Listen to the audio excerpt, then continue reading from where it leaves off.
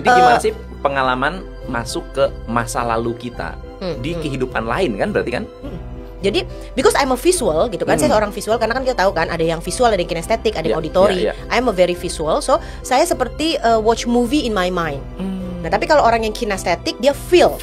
Tapi just black. Nah, kalau ada orang auditory, they just like hear, dengar. Nah, jadi because I'm visual, jadi saya seperti nonton di bioskop. Nah, it was amazing karena itu mengubah saya luar biasa.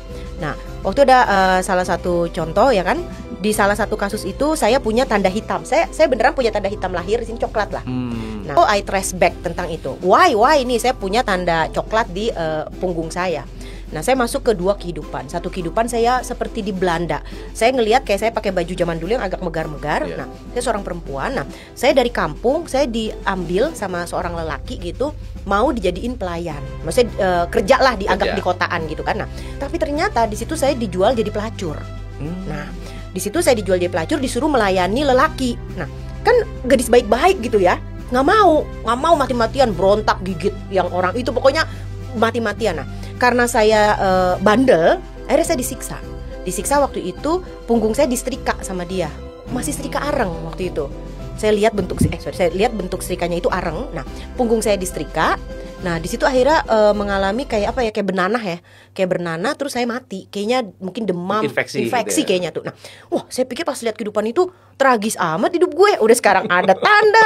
Dulu mau dijual jadi pelacur, terus di setrika. Kenapa ya? What did I do? Gitu sampai kayak begini. Saya mundurin lagi kan. Why gitu kan? What is the cost gitu kan?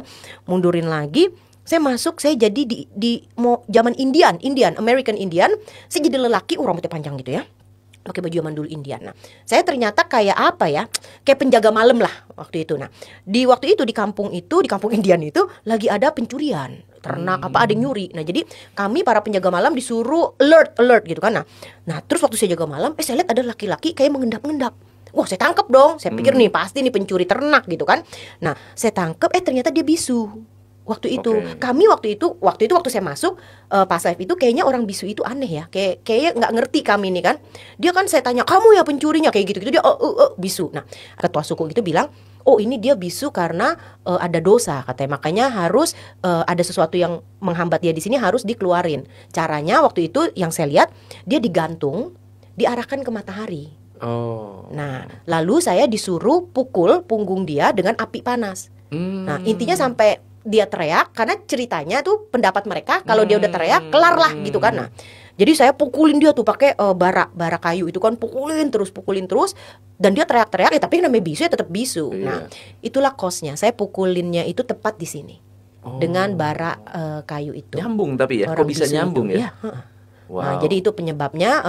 So I do harm to people gitu kan. Saya menuduh ya kan, itu kan tanpa dasar menuduh.